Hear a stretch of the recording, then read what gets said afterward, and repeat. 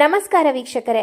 2025ನೇ ಆಷಾಢ ಮಾಸವು June 12ರಿಂದ July 10ರವರೆಗೆ ಪೂರ್ಣಿಮಾಂತ ಪದ್ಧತಿಯ ಪ್ರಕಾರ ಪ್ರಾರಂಭವಾಗುತ್ತದೆ. ಅದೇ ಸಮಯದಲ್ಲಿ ಅಮಂತ ಪದ್ಧತಿಯಲ್ಲಿ ಇದು ಜೂನ್ 26ರಿಂದ ಪ್ರಾರಂಭವಾಗುತ್ತದೆ. ಆಷಾಢ ಅಮಾವಾಸ್ಯೆಯು ಜೂನ್ 25ರಂದು ಬರುತ್ತದೆ ಮತ್ತು ಆಷಾಢ ಮಾಸದಲ್ಲಿ ಬರುವ ದಕ್ಷಿಣಾಯಣ ಪುಣ್ಯಕಾಲವು ಜುಲೈ 16ರಂದು ಬರುತ್ತದೆ. ಆಷಾಢ ಮಾಸವು ಹಿಂದೂ ಪಂಚಾಂಗದ 4ನೆಯ ತಿಂಗಳಾಗಿದ್ದು ಮತ್ತು ಇದು ಮಳೆಗಾಲದ ಆರಂಭವನ್ನು ಸಹ ಸೂಚಿಸುತ್ತದೆ. ಈ ತಿಂಗಳಲ್ಲಿ ಅನೇಕ ಧಾರ್ಮಿಕ ಆಚರಣೆಗಳು ಮತ್ತು ಹಬ್ಬಗಳನ್ನು ಆಚರಿಸಲಾಗುತ್ತದೆ. ಆಷಾಢ ಅಮಾವಾಸ್ಯೆಯಂದು ಬ್ರಾಹ್ಮಣರು ಮತ್ತು ಬಡವರಿಗೆ ದಾನ ನೀಡುವುದು ಪುಣ್ಯಕರವೆಂದು ಪರಿಗಣಿಸಲಾಗಿದೆ.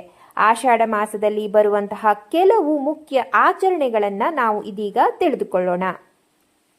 ಮೊದಲನೇದಾಗಿ ಆಷಾಢ ಅಮಾವಾಸ್ಯೆ. ಜೂನ್ 25ರಂದು ಬರುವ ಈ ದಿನದಂದು ದಾನ ಧರ್ಮ ಮಾಡುವುದು ಮಂಗಳಕರ. ಎರಡನೆಯದಾಗಿ ದಕ್ಷಿಣಾಯಣ ಪುಣ್ಯಕಾಲ. ಜುಲೈ 16ರಂದು ಬರುವ ಈ ದಿನದಂದು ಪುಣ್ಯ ಸ್ನಾನ ಮಾಡುವುದು ವಾಡಿಕೆಯಾಗಿದೆ. ಅದೇ ರೀತಿ ಗುರು ಪೂರ್ಣಿಮೆ.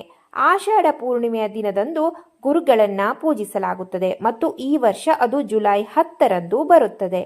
ಇನ್ನು ಕಾಮಿಕಾ ಏಕಾದಶಿ. ಆಷಾಢ ಮಾಸದ ಕೃಷ್ಣ ಪಕ್ಷದ ಏಕಾದಶಿಯಂದು ಕಾಮಿಕಾ ಏಕಾದಶಿಯನ್ನ ಆಚರಿಸಲಾಗುತ್ತದೆ. ಆಷಾಢ ಮಾಸವು ಧಾರ್ಮಿಕ ಮತ್ತು ಸಾಂಸ್ಕೃತಿಕ ಆಚರಣೆಗಳಿಗೆ ಮಹತ್ವದ ತಿಂಗಳು ಆಗಿದೆ. ಈ ಸಮಯದಲ್ಲಿ ಅನೇಕ ಜನರು ಪೂಜೆ ಪುನಸ್ಕಾರಗಳಲ್ಲಿ ತೊಡಗಿಸಿಕೊಳ್ಳುತ್ತಾರೆ. ಆಷಾಢ ಮಾಸವನ್ನು ತುಳುನಾಡಿನಲ್ಲಿ ಆಟಿ ತಿಂಗಳು ಎಂದು ಸಹ ಕರೆಯುತ್ತಾರೆ. ಇದು ಮಳೆಗಾಲವಾಗಿದ್ದು ಈ ಸಮಯದಲ್ಲಿ ಅನೇಕ ವಿಶೇಷ ಆಚರಣೆಗಳು ಮತ್ತು ನಂಬಿಕೆಗಳು ಸಹ ಇವೆ. ಆಟಿ ಅಮಾವಾಸ್ಯೆ, ಆಟಿ ಕಷಾಯ, ಆಟಿ ಕುಲ್ಲುನೆ ಮತ್ತು ಆಟಿ ಕಳಂಜ ಇವು ಆಷಾಢ ಮಾಸದ ಕೆಲವು ಪ್ರಮುಖ ಆಚರಣೆಗಳಾಗಿವೆ. ಆಟಿ ಅಮಾವಾಸ್ಯೆಯಂದು ಪಾಲೆ ಮರದ ಕಷಾಯವನ್ನ ಕುಡಿಯುವ ಸಂಪ್ರದಾಯವಿದೆ. ಇದು ಆರೋಗ್ಯಕ್ಕೆ ಒಳ್ಳೆಯದು ಎಂದು ನಂಬಲಾಗಿದೆ. ಈ ಔಷಧಿಯನ್ನ ಕುಡಿದರೆ 1 ವರ್ಷ ಅಂದರೆ ಮುಂದಿನ ಆಟಿಯವರೆಗೂ ಯಾವುದೇ ಕಾಯಿಲೆಗಳು ರೋಗ ರುಜಿನಗಳು ಬರುವುದಿಲ್ಲ ಎಂಬುವಂತಹ ಹಿರಿಯರ ನಂಬಿಕೆ ಸಹ ಇದೆ.